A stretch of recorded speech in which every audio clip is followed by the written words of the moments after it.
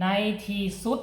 เศร้ามือนี่ทีสดใสก็มาถึงน้องธิดาลาวได้ออกมาโพสต์สุขสันต์วันเกิดให้กับพ่อผู้ของตนเอง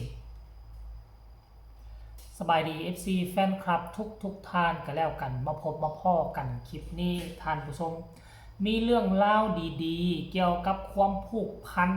เกี่ยวกับความหักความแพงระหว่างพ่อลูกคู่บุญน้องธิดาลาวกับพ่อผู้ศรีวิไลจะให้ทุกคนไปเห็นความเป็นตาหักความเป็นตาแพงความเกี่ยวพันเขาเอิ้นว่าสายใยแห่งความผูกพันระหว่างลูกกับพ่อคู่นี่ท่านผู้ชมถึงแม้ว่าอาจจะบ่แม่นลูกเป็นพ่อแท้ๆกันแต่การที่ได้มาอยู่นํกันเป็นเวลาเกือบ1 ปีมันก็เฮ็ดให้พวกเราได้เห็นสิ่งดีๆเกิดขึ้นระหว่าง2คนนี้กระทำต่อกันท่านผู้ชมในวันที่15ที่ผ่านมาก็ถือว่าเป็นวันเกิดของพ่อผู้ศรีวิไลจะได้จัด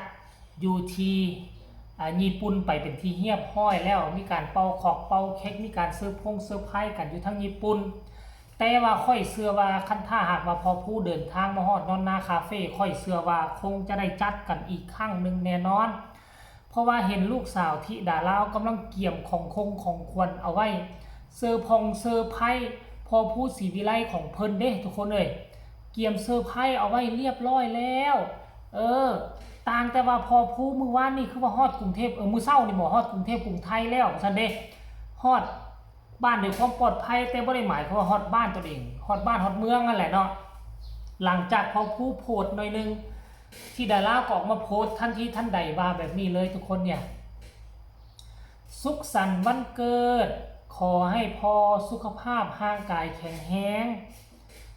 ขอบคุณที่ให้โอกาสหนูขอบคุณที่ทำให้หนูได้มีเพลงเป็นของตัวเองหนูฮักพ่อนะคะเห็นบ่ล่ะโพสต์สั้นๆแบบนี้แต่ว่ามีความหมาย FC แฟนคลับลังไหลกันเข้ามาคอมเมนต์แล้วล่ะทุกคนเอ้ยเนาะเดี๋ยวไปเบิ่งอันน่ะ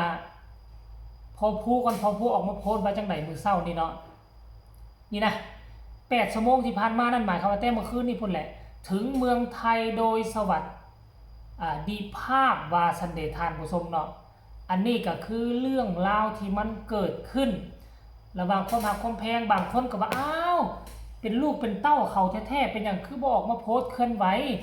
บัตร FC แฟนคลับหลายคนหลายท่านคือว่าเอารูปพอผู้ไปแล้วก็แฮปปี้เบิร์ธเดย์แต่ว่าบ่เห็นน้องธิดาลาวอันมาโพสต์แฮปปี้เบิร์ธเดย์พอผู้เลยมันคือว่าเป็นจังซี่ว่าลูกกตัญญูหรือบ่ฮักพ่อฮักแม่หรือบ่น้องก็ยังอายุน้อยอยู่ทุกคนเอ้ยถึงแม้ว่าน้องบ่ออกมาโพสต์แต่มื้อนั้นทันทีทันใดแต่ว่าน้องธิดาลาวก็ไปเข้าคอมเมนต์อยู่ใต้โพสต์ของพ่อผู้ตั้งแต่มื้อวานนี้พุ่นแล้วมีแม่เจี๊ยบแล้วก็มีธิดาลาวมีเอ่ยปาดแล้วก็หลายคนบ้านศรีวิไลก็เข้าไปคอมเมนต์อวยพรวันเกิดตั้งแต่มื้อแรกที่ฮู้ข่าวแล้วแหละท่านผู้ชมเนาะมาซ่าดีกว่าบ่มาท่านผู้ชมเนาะอันนี้ก็คือ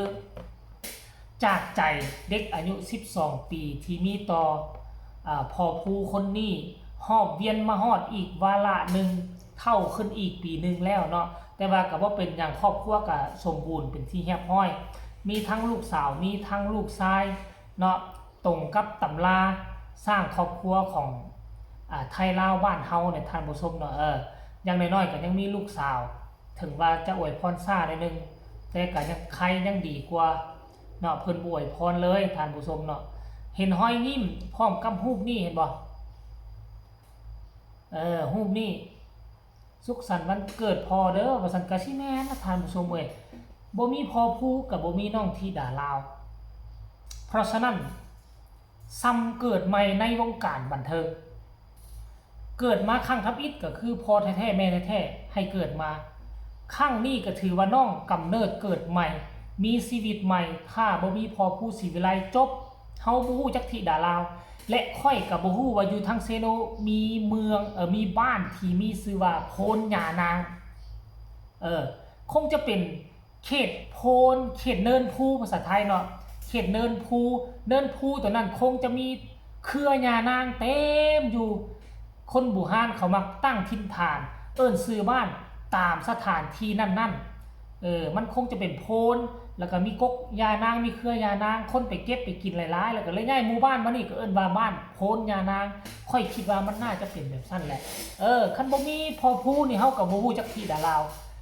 บ่ฮู้จักที่ดาลาวเฮาก็บ่ฮู้จักบ้านโพนยานางแต่ถามว่าฮู้เซโนบ่ฮู้เซโนเป็นเมืองโด่งเมืองดังตั้งแต่สมัยฝรั่งเศสมาปกครองฝรั่งเศสเป็นผู้ตั้งให้เขตนี้เอิ้นว่าเซโนนี่สามแยกเซโนนะท่านผู้ชมเนาะเอาก็มารอรุ่นเบิงเนาะ8 ชั่วโมงที่ผ่านไปพอผู้มาฮอดกลางดึกกลางดื่นแต่ว่าค่อยก็เชื่อว่าอีกบ่กี่เท่าใดชั่วโมงพอผู้ก็คงน่าจะเดินทางมาฮอดนอนนาคาเฟ่เป็นที่เฮี้ยมห้อยและก็คงจะมีการเซอร์ไพรส์กันขั้นโมเมนต์ตอนสวยนี่ก็คงจะเป็นตอนแรงตอนไล่สด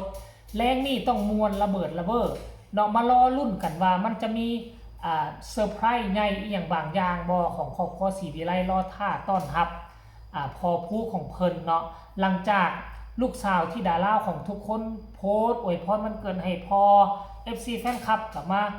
ร่วมกันอวยพรอีกตื่มบัดนึงคนนี้บอกว่าแฮปปี้เบิร์ธเดย์แฮปปี้เบิร์ธเดย์ทูยูนะอาจารย์ผู้ว่าสั้นสุขสันต์วันเกิดค่ะว่าสั้นเดย์แฮปปี้เบิร์ธเดย์ทูยูว่าสั้นเดย์ทางคนลาวคนไทยสุขสันต์วันเกิดเด้อคนนี้บอกว่าแฮปปี้เบิร์ธเดย์แฮปปี้เบิร์ธเดย์ว่าสั้นโอ้ยส่วนใหญ่เขาจะบอกเขียนอย่างไรนี่แต่แฮปปี้เบิร์ธเดย์โอ้คนนี้ส่งนี่มาสุขสันต์วันเกิดว่าสั้นเดย์อายุเป็นอย่างนี้อายุขอให้อายุล่ำจำเริญเกินกว่า100วสันเดฐานะวสันให้มีทรัพย์สิน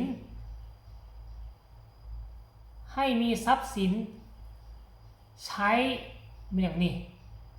ใส่สร้อยปรีโอ้ยแต่อ่านบ่ได้นี่คำก่อนนี่